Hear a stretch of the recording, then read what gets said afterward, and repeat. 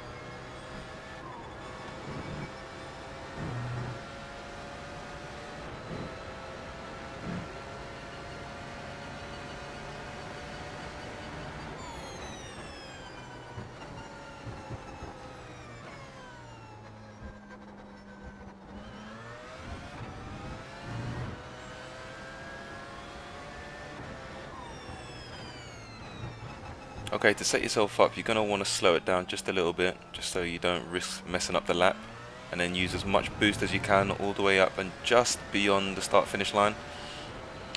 Okay, time to set ourselves up for the Dunlop chicane. Far to the right, just slightly move over, brake just before the track straightens out.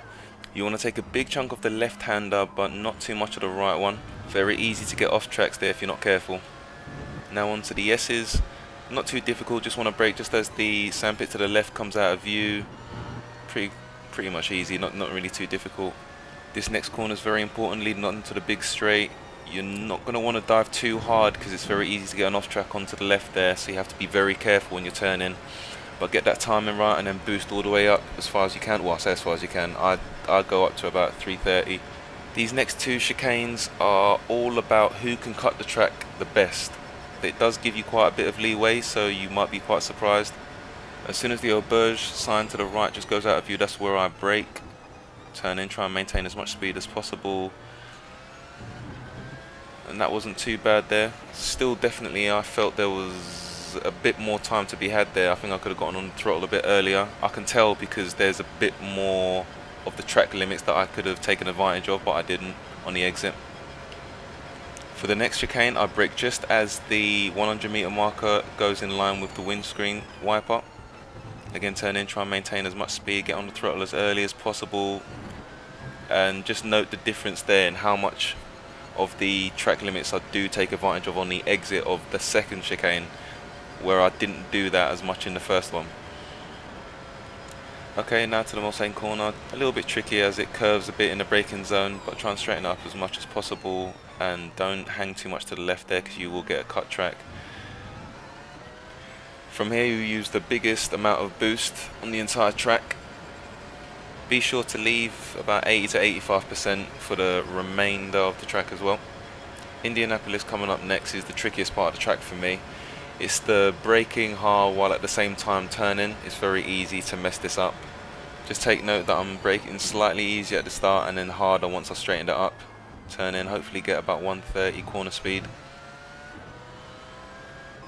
Now if this was a race, I would use up to about 90% of my deployment so that I can save 10% for the start finish straight. But because this is a quali lap, I'm going to use a lot more and just save maybe like 2 to 3% for the final little bit to end the lap. Porsche cars are all about who has the biggest balls and how much do you dare. So it's, you know, you want to turn in, but you want to keep your foot on the throttle for this entire bit. Then you lift off here to help the car turn.